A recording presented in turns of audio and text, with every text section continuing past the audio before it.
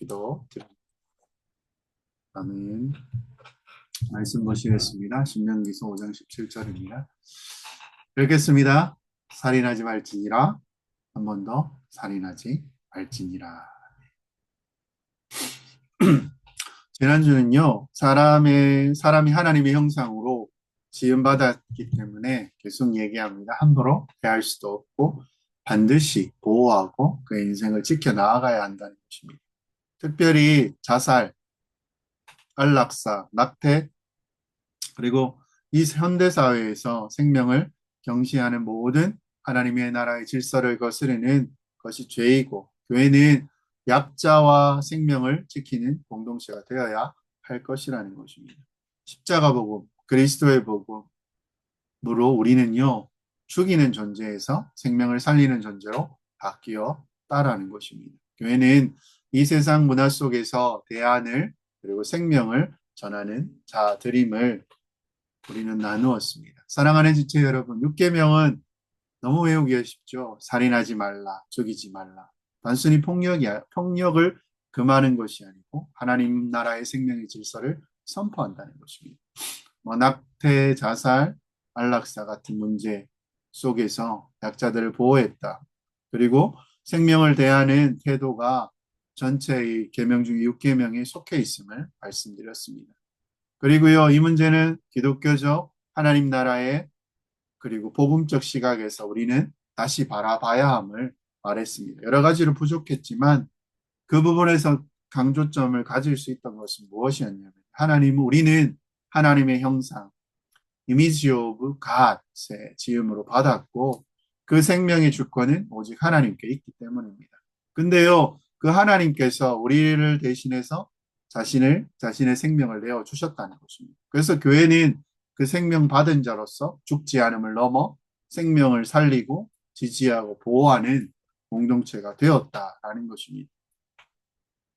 이것이 이렇게 생각했을 때 지난주에 이어서 보면 낙태나 안락사나 자살 같은 문제를 보았을 때 교회라고 어떻게 생각해야 됐는지 얘기를 하지만요. 저희들도 많이 미숙하다라는 것입니다.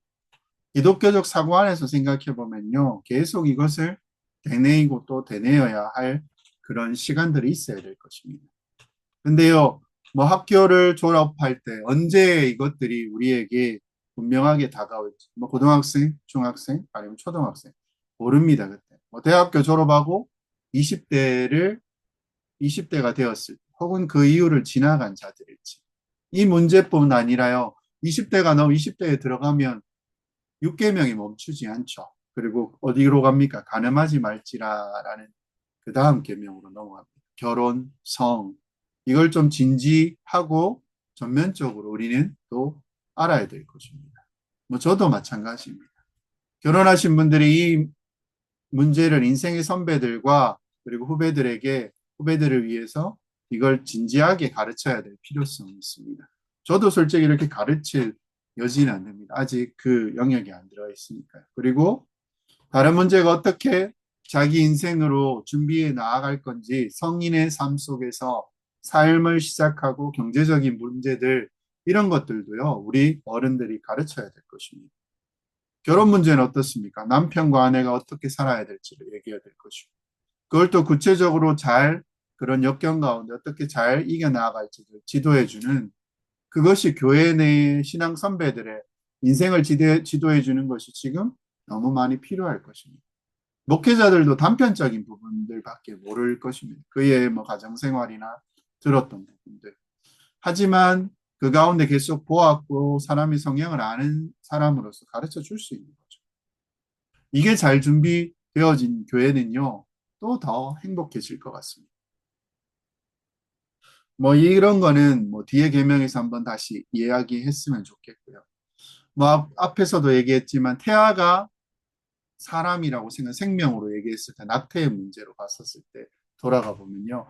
태아가 사람이라고 생각하는지 낙태를 합법으로 하는 사람이 생각이 바뀌어 버린 건 전혀 이제는 말할 수 없다는 것입니다. 합법이 되어버렸잖아요.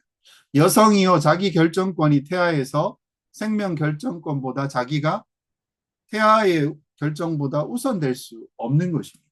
근데요, 여성의 자기의 결정권은 무엇입니까? 내 몸인데 내가 마음대로 할 수 있지 않냐? 그래서 어떤 일에 대해서 내가 해를 입은 거면 그 일을 피할 수 있어야 되는데 왜 아이를 낳으면 아이를 낙태하면 죄라고 하느냐라고 얘기하는 거죠. 임산부가 갖는 고통은 무엇입니까? 그리고 그 가족이 당하는 고통이 얼마나 너무나 방비가 안 되어 있는 상황들이 있기 때문에 여성들의 분노 그리고 요구는요 당연히 합당합니다. 왜 그런 사고를 당하고 내가 원치 않는 임신이 되었을 때 그렇게 해야 되는 거 합당하죠. 오로지 다만요 그 책임을 다 본인에게 주어야 하는 그 상황에서 인생이 거의 다시 일어날 수 없는 그런 상황에 몰리는 것이 되었을 때요. 근데 거기서 생명권이 중요하니까 반드시 나아야 된다. 이렇게 얘기한다면 설득 안 되는 게 당연합니다. 그게 맞죠. 그럼에도 불구하고요. 다시 그럼에도 불구하고 말할 수 있는 게요. 우리가 죽어가도 마지막 포기할 수 없는 소중한 가치가 있습니다. 바로요. 그것이 생명권이고 그것을 우리는 얘기할 수 있어야 한다는 것입니다. 당연히 이거에 따라서 많은 부가적인 문제들이 굉장히 많습니다. 우리가 기본적으로 집중해야 될 것들이 많다는 것입니다. 그럼 여성의 자기 결정권은 무엇입니까? 임신할 거냐, 말 거냐라는 결정권이 있고요. 임신한 다음부터는 그 아이에게 너무 중요한 것이죠.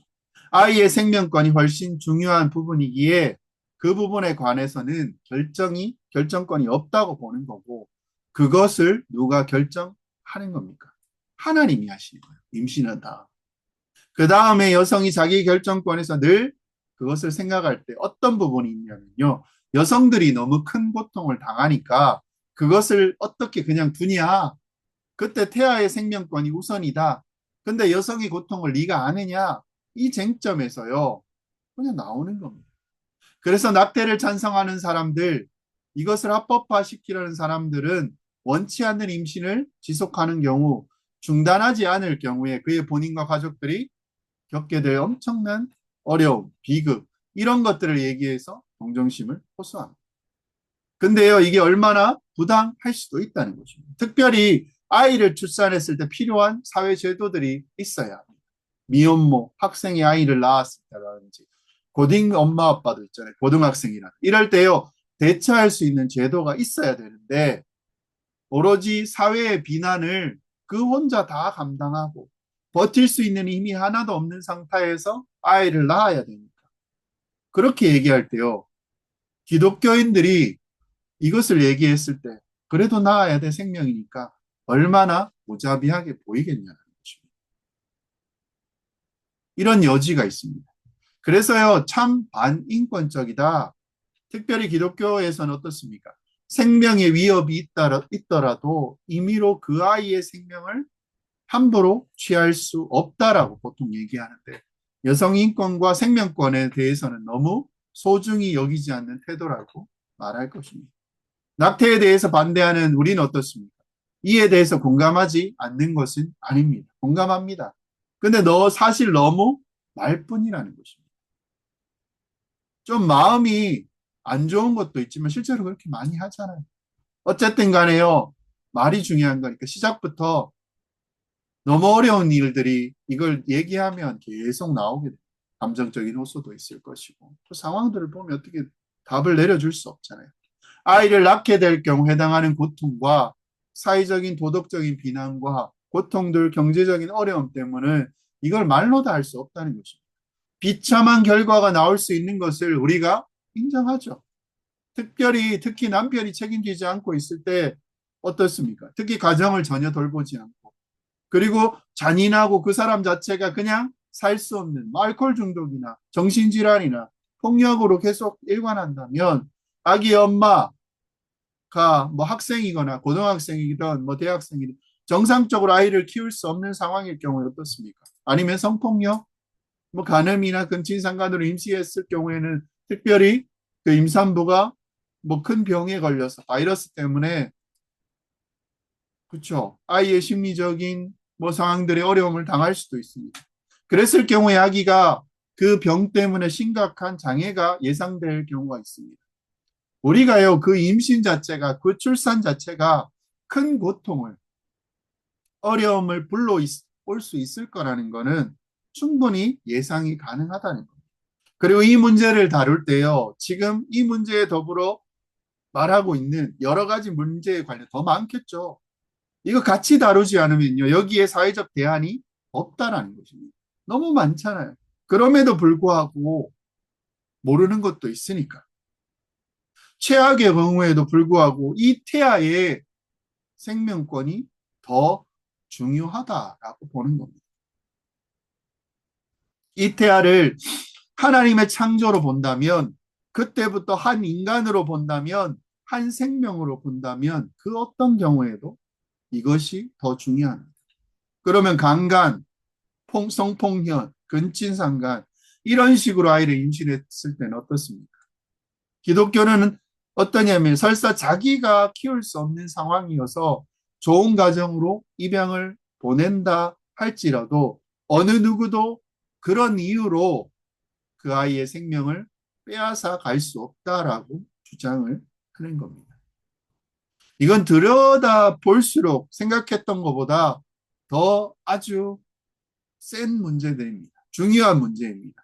하나님 앞에서 너무 중대한 결정을 내려야 한다는 것입니다. 그래서 교회에서는 그런 일이 벌어졌을 때 그 태도와 그것에 대한 그 일에 대해서 태도가 너무 중요하다는 것입니다.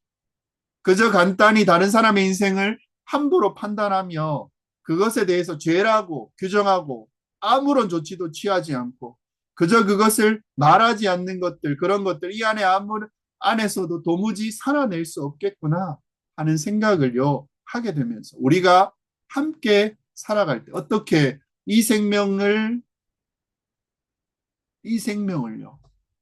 존중하며 살아가게 될지 우리는 깊이 생각하게 되었다는 것입니다. 이 영역에서 그럼에도 불구하고 태아의 생명권이 더 중요하다는 것입니다. 왜요? 하나님이 주신 것입니다. 하나님이 인생을 살게 하시려고 허락한 생명이라는 것입니다.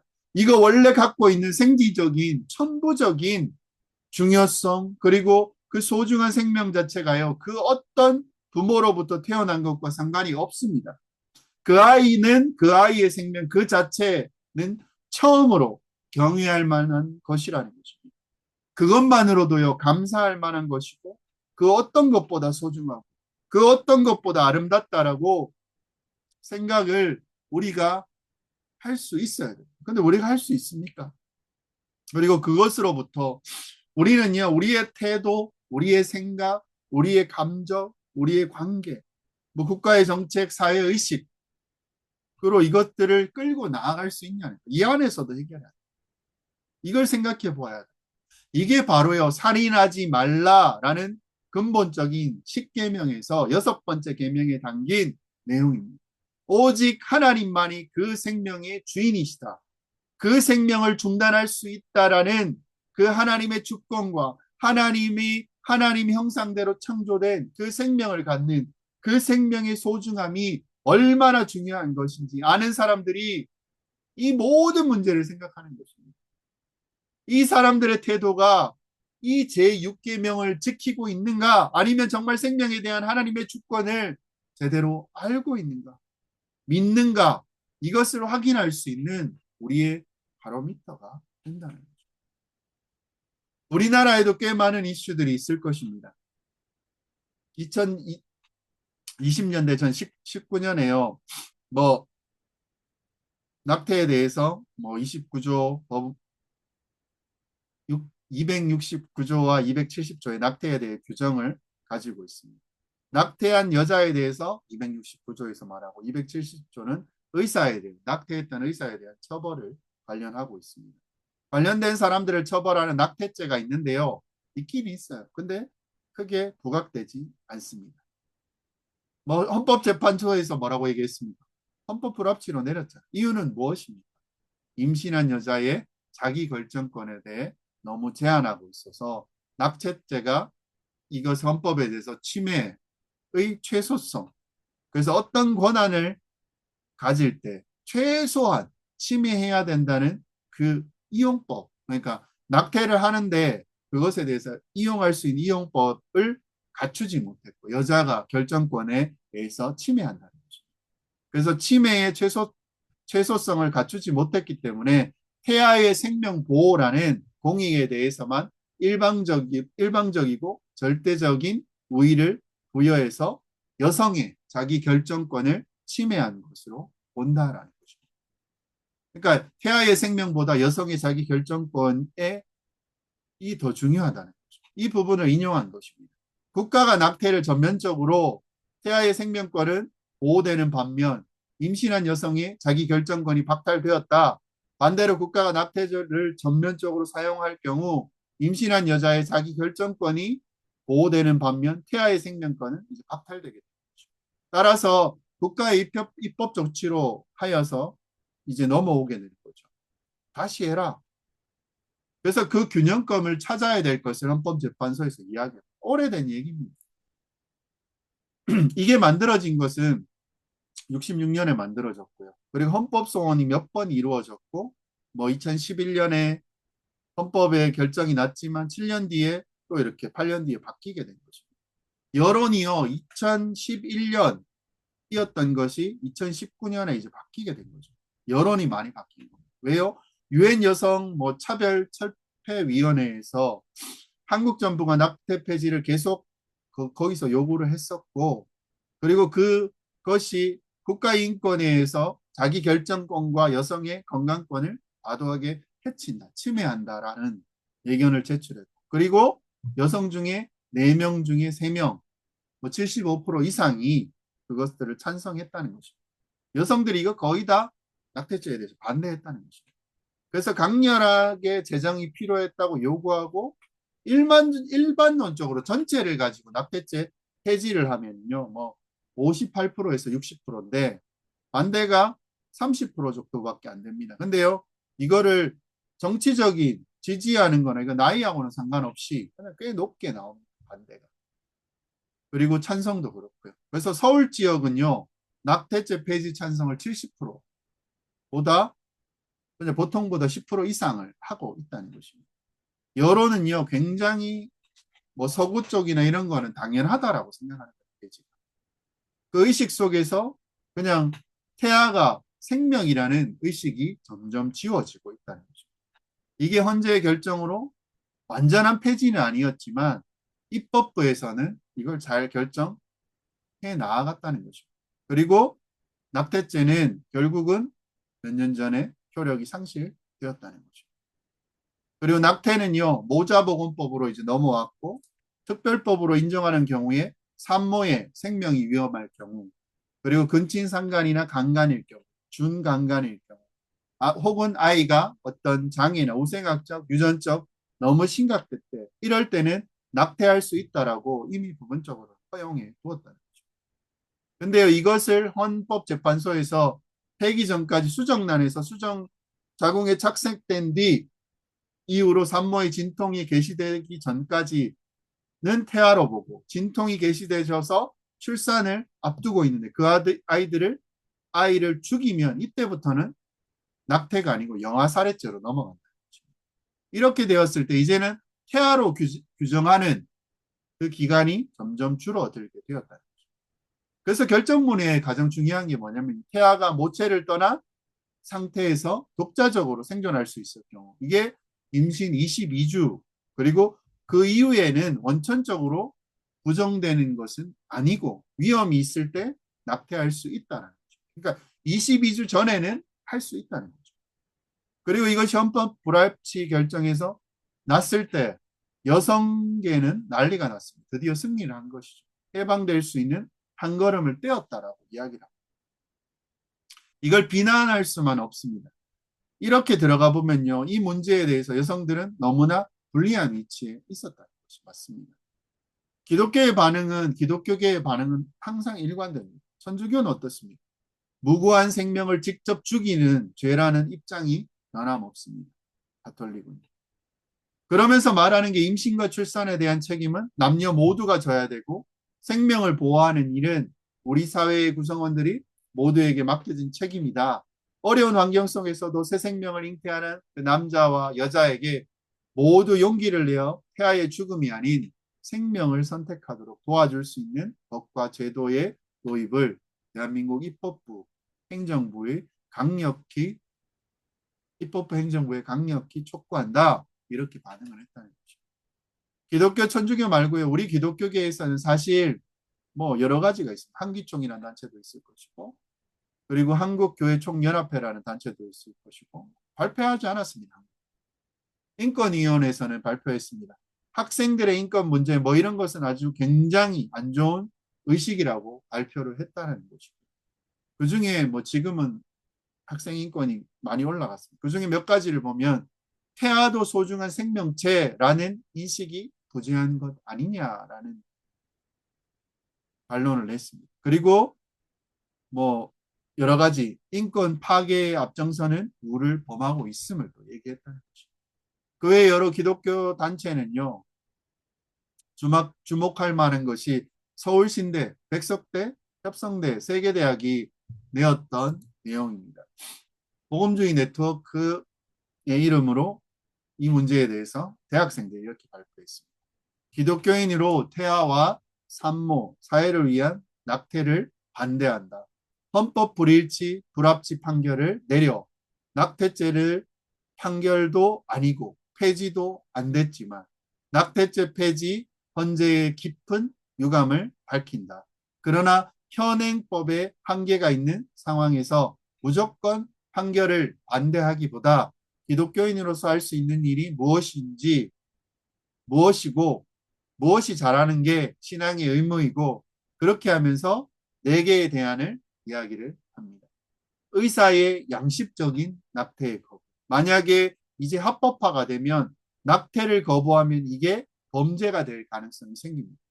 진료를 거부하는 것이기에 범죄가 될 가능성이 있어서 이 문제는 기독교인에게 중대한 도전이 됩니다.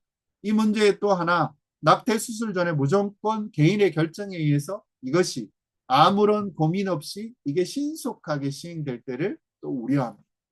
지금 그래서 낙태를 결정하기 전에 어떤 상담과 어떤 절차를 의무해서 이것에 대해서 다시 한번 교육시키고 이렇게 해야 되는가 낙태 수술 전 후유증 교육 의무와 그리고 근본적으로 원치 않는 임신을 방지하고 그리고 이 성이 단순히 쾌락의 문제가 아니라 근본적으로 결혼과 인류사의 가장 중대한 결혼의 문제로 연결되어 있고 이것은 생명과 연결되어 있는 것을 알려주기 위해 초등, 고등까지 성교육을 강화하고 그리고 낙태 허용, 임신 주기를 22주에서 10주 미만으로 설정하는 문제 그런 것들에 대한 네 가지 법을 제시할 것을 요구했다는 것입니다. 마지막 문구가 재밌습니다. 공감이 됩니다. 이렇게 얘기합니다. 낙태를 고려할 수밖에 없는 임산부들도 그리고 임산분들이나 산모의 고통, 이 두려움 이런 것에 대해서 충분히 공감하고 그래서 어떤 상황이 되더라도 임신을 했을 경우에는 태아가 태어나서 잘 살아갈 수 있도록 태아만 되는 게 아니고 부모와 함께 잘 살아갈 수 있도록 이 배경을 만들 수 있는 좋은 세상 이런 것을 만들어내는 것이 참 중요한 일이고 이것을 알고 이것을 위해서 일조하는 게 우리 그리스도인들의 책임이다 라고 마무리를 합니다. 여기서 끝나지는 않습니다. 이것에 대해서요 입법부는 국회가 어떻게 이것을 반응하는가 보면요 가장 중요한 뭐 주체의 뭐 그 당시에는 정의당 지금은 망했지만 그 이정미 의원이 낙태죄 헌법 불합치 결정을 났을 때 저 19년 4월 15일입니다. 그때 형법과 모자보건법 개정이 뭐 두 가지 걸려 있습니다. 형법으로 보면 낙태죄를 다 없애고 그 다음 부동인 인공임신 중절해서 낙태라는 임신 중절이란 말로 중단이란 말로 쓰고 낙태란 말도 싫어합니다. 낙태는 무엇입니까? 아이를 떨어뜨린다는 이 말을 싫어하기 때문에 여기에 가치가 들어가 있다. 그래서 표현을 임신 중단 이런 표현을 쓰고 다른 것을 안 쓰려고 그런다는 것입니다. 근데 어쨌든 임신 중절인데 어떤 죄를 규정했냐면 허락 없이 낙태를 했을 경우에 모르고 엄마가 모르는데 허락 없이 낙태를 했을 경우 이럴 때 이제 죄를 규정하는 거죠. 그래서 헌법에서 이제는요 낙태죄를 없애는 것을 어쨌든 결정을 했습니다. 모자보건법이 그래서 중요합니다. 어떻게 하냐면 임신 14주까지 그러면 몇 살입니까? 4달 아닙니다. 사유를 불문하고 임신을 중절하는 것을 가능하도록 그것들이 법안이 제출된 것입니다. 3개월 반 정도 하는데 의미가 없죠. 보통은 빨리 90%가 되잖아요. 사유를 불문하고 요청만으로 3개월 반 전에 그냥 된다는 거죠. 그래서 그냥 낙태가 가능해졌다라고 봐야 됩니다. 그리고 14주에서 22주까지는 기존에는 4가지 뭐 성폭력, 근친상간, 폐하 산모 건강 문제 이제는요 사회적 경제적인 이슈가 추가됐습니다. 이게 무엇입니까? 아이들 키우는데 경제적으로 너무 어렵다. 그러면 낙태가 된다는 것입니다. 22주까지는 낙태가 무제한이 되어버린 거죠. 22주 이후에는 엄마의 건강이 심각하게 위협이 될 수 있습니다. 그리고 그 다음에 낙태 결정할 때는 배우자의 동의 조항이 또 있습니다. 이거 삭제했습니다. 오로지요 무엇입니까? 여성의 자기 결정권을 위해서 낙태를 하도록 한 것입니다. 그래서 무엇입니까? 뭐 보수적인 입장은요 이것을 비판할 때 이것을 폐지하면 뭔가 막 낙태가 막 이루어질 거라고 보는 견해가 있는데요. 낙태 문제에 관련해서도 논의해야 될 것을 보면요. 서로 다른 방향의 데이터가 존재합니다. 어떤 쪽에서는 낙태가 폐지되면 낙태가 급속히 증가한다는 통계를 내는 다른 연구기관에서는 국제기구에서 낙태죄 폐지를 전후로 큰 변동 없다라는 자료를 또 제시하기도 합니다. 그래서 낙태죄 폐지 이후에 정확한 데이터를 아직 조사가 안 됩니다. 그래서 확실히 말하기 어렵다는 거죠. 그래서요, 또 한편에서는 낙태죄가 폐지되었으니 출산율은 더 떨어질 것이라고 생각하지만 꼭 그렇게 볼 건 아니라는 거죠. 임신을 중단하거나 낙태를 결정하는 것이 단순히 법적 규제 하나만으로 좌우되는 거 아니잖아요. 낙태죄가 있으면 무조건 아이를 낳고 낙태죄가 없으면 모두 낙태한다는 식으로 설명할 수 없는 거잖아요. 당연하죠. 오히려 중요한 것은 원치 않는 임신을 막기 위해 내실 있는 피임 교육, 그리고 아이를 낳고 잘 기를 수 있도록 돕는 사회적 경제적 조건과 육아복지 정책이라는 거죠. 제대로 된 지원이 갖춰지면요, 사람들은 아이를 낳는 쪽으로 더 선택하게 될 것입니다. 이것이 낙태죄 유무보다 훨씬 더 결정적인 요인이라는 점은 합리적으로 우리는 받아들일 수 있을 것입니다. 종교에 대해서 말할 때도 비슷합니다. 뭐 여성단체는 뭐라고 이야기합니까? 기독교는 현실을 보지 못한다라고 비판을 할 것입니다. 낙태죄를 둘러싼 논쟁 중이요. 진보 여성계는 이렇게 주장을 합니다. 낙태죄는요, 여성의 아이 낳을 결정을 스스로 할 수 없는 존재로 취급해온 사회적 거울이다. 이 판결은 절반짜리 여성 독립선언입니다. 국회는요, 이제 여성이 진정한 뭐 사회에 진출한 자로서, 시민으로서 인정하는 정치적 결정을 해야 할 것입니다. 뭐 정의당에서는 또 그렇게 얘기를 했습니다. 우리가 보기에는 너무 나간 것 아닌가 싶은 점도 있습니다. 너무 급진적인 여성 단체들이 왜 3일을 대기 기간으로 두냐, 왜 제한을 두느냐며 강력하게 또 경고를 바로 되는 것이 아니에요. 오늘 왔으면 오늘 해주면 되잖아요. 생각을 좀 해보시라고. 내부 압박에 여러 정치적인 갈등을 겪고 있는 상황입니다. 결국 어떤 식으로든요, 이 방향이 결정되는 분위기는 당연한 것입니다. 시대는 그렇게 흘러가고 있죠. 우리는 어떻게 봐야 될 것입니까? 회개해야 한다는 사실을 인정해야 될 것입니다. 이 문제를 볼 때. 우리 스스로도 여기서 자유롭지 못하는 것입니다. 왜요? 충분히 우리가 배우지 못했고요. 스스로도 깨끗하지 못했고, 마땅히 막아야 할 사회적, 경제적, 구조적 책임을 다하지 못했다는 것입니다. 뭐 저도 부족했고, 우리도 부족했고, 그에 대해서 우리는 회개할 필요가 있습니다. 그리고 하나님의 은혜를 우리는 구해야 합니다. 앞으로는 사람에 대해서 더 깊이 생각하고 귀하게 여기고 한 생명, 한 인생을 보호하고 잘 살아갈 수 있도록 돕는 일을 위해 하나님께서 우리에게 은혜 주시기를 더 구해야 할 것입니다. 복음적 관점에서 이 문제의 이해를 해야 하는 이유가 있을 것입니다.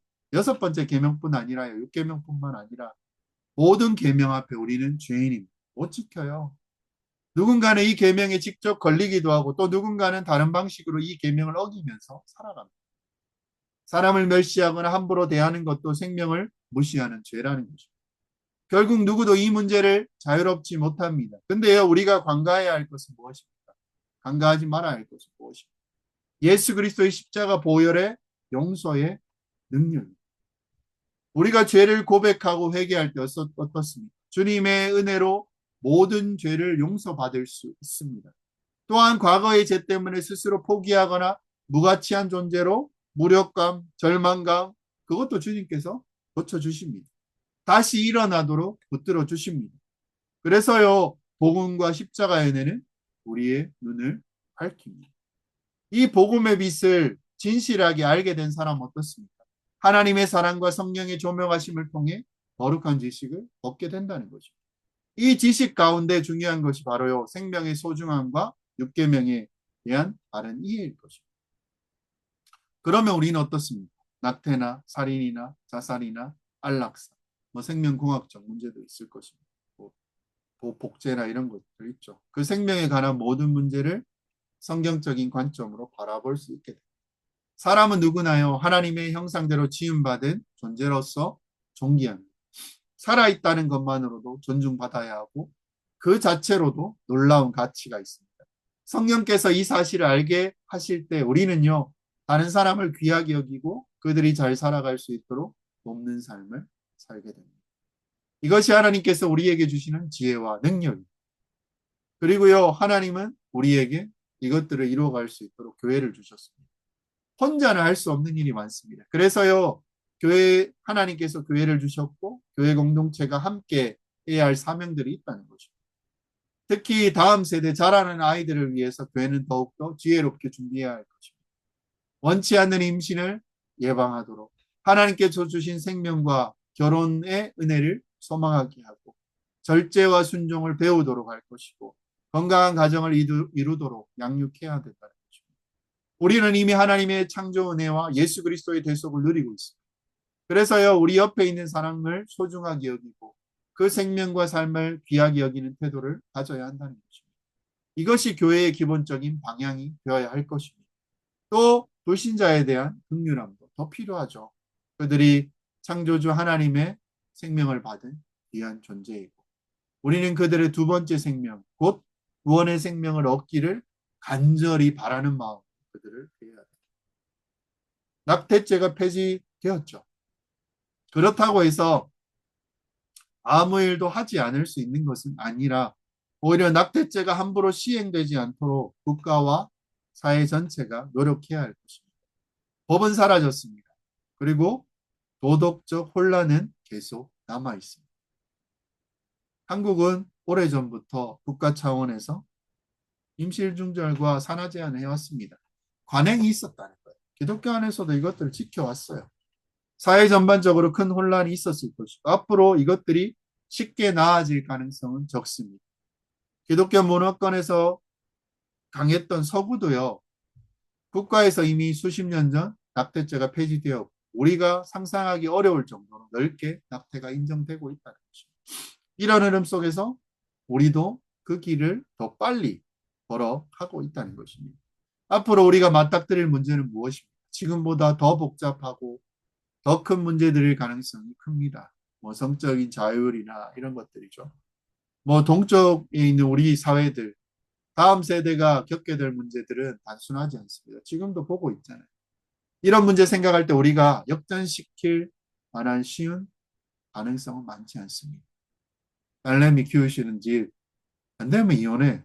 이런 말 하시지 않습니까? 쉽지 않다는 거예요. 그래서 우리는요, 지금이라도 또 준비하며 나아가야 될 것입니다. 우리는 한국 사회 안에 살아가는 그리스도인입니다.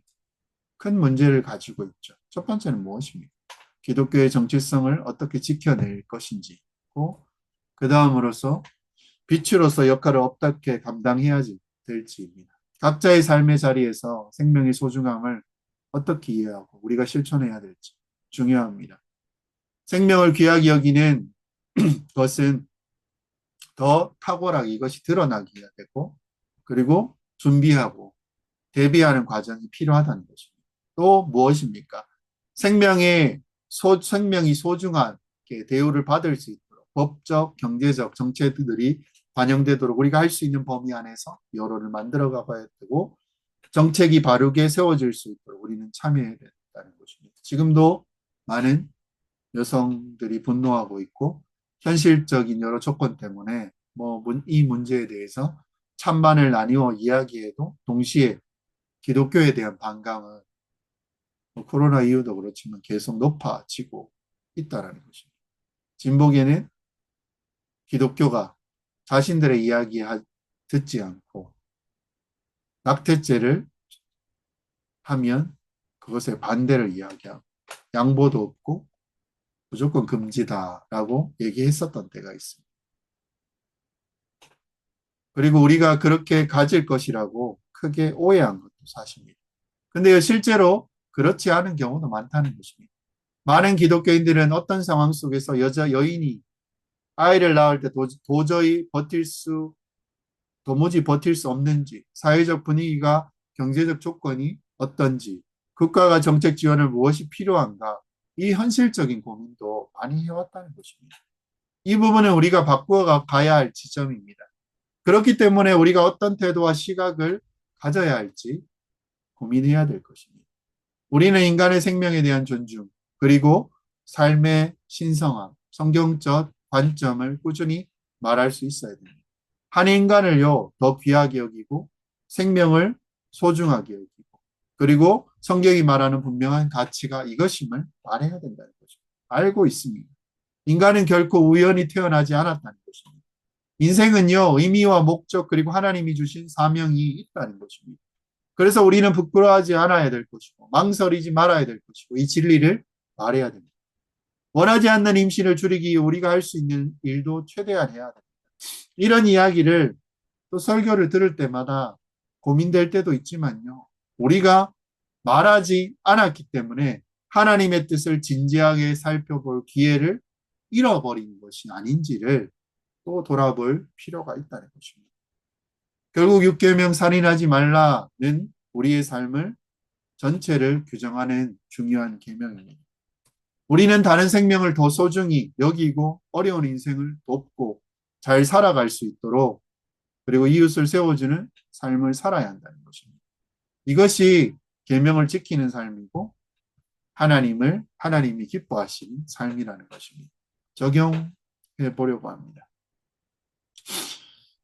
우리는요, 하나님의 나라 교회이고, 그리고 생명 앞에 다른 것들을 책임져야 한다는 것입니다. 첫 번째로, 약자의 무게를 대신 짊어질 수 있어야 됩니다. 낙태의 문제에 있어서 여성의 고통과 현실적인 그 부분들을 인정해야 될 것이고, 경제적 압박, 미혼모의 부담, 사회적 비난, 정치적 이런 부분들.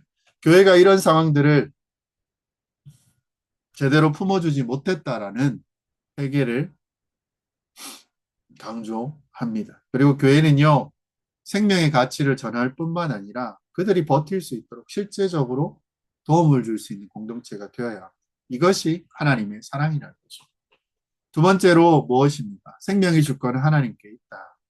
자살, 안락생, 낙태, 생명공학. 단호하게 선언해야 됩니다. 뭐라고 얘기해야 될까요? 누구도 자기의 생명을 스스로 취할 권리가 없으며 태아의 생명도 같은 원리 안에 있다. 자살은요, 절망 속에 있는 영혼을 교회가 붙들어야 할 영역이고, 안락사는 자비처럼 보이지만 성경은 하나님만이 생명의 주인이심을 가르친다는 것입니다. 여성의 낙태에는 어떻습니까? 깊이 공감해 주되 생명의 주권이 하나님께 있음을 분명히 해야 됩니다. 교회는 생명을 품고 회복시키는 십자가의 공동체가 되어야 할 것입니다. 그리고 세 번째, 복음을 비추면 생명에 대한 시각이 바뀐다라는 것입니다. 변한다라는 것입니다. 우리는 이 계명 앞에 다 죄인이고요. 십자가만이 우리를 살리고 세우신다는 것입니다. 뭐 얘기했던 뭐 자살, 낙탈, 안락사 뭐 이런 부분들은 하나님 나라의 관점에서 우리는 볼 수 있어야 돼요.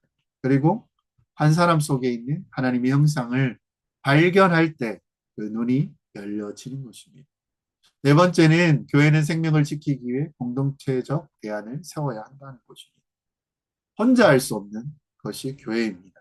교회는 실질적으로 함께 감당해야 됩니다. 건강한 성, 결혼, 교육, 원치 않는 임신 예방, 교육, 미혼모, 약자를 또 지원하는 것, 생명을 낳고 기를 수 있는 공동체의 기반을 마련하는 것, 생명을 존중하는 사회적, 정치적인 참여.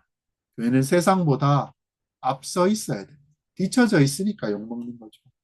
생명을 귀하게 여기시는, 그리고 앞서 있는, 그리고 진짜 대항하는, 현대를 대항하는 사회이지만 그 대안을 제시할 수 있는 그런 교회 공동체로서 살아가고 그 안에서 하나님 나라를 이루며 함께 기뻐할 수 있는 그 은혜를 누리시는 그 삶을 살아가기로 다짐했으면 좋겠습니다. 마무리하겠습니다. 사랑하는 지체 여러분, 6계명은 죽이지 말라가 아니고 생명을 존귀하게 여기는 것입니다. 생명을 살리기 위해서 예수님이 우리를 대신해서 생명을 버리셨습니다. 십자가 앞에 우리는 모두 그 한 생명이 얼마나 귀한지를 깨닫습니다. 그리고 이것을 아는 교회는 생명을 함부로 하지 않고 약자를 짓밟지 않고 절망한 자를 붙들어주며 태아와 노약자 모두를 돌보며 사람의 인생을 세워가는 하나님 나라의 생명 공동체로 살아가기를 원해야 합니다. 이렇게 살아가시는 여러분 되시기를 주의 이름으로 축원드립니다. 기도 제목 나누겠습니다.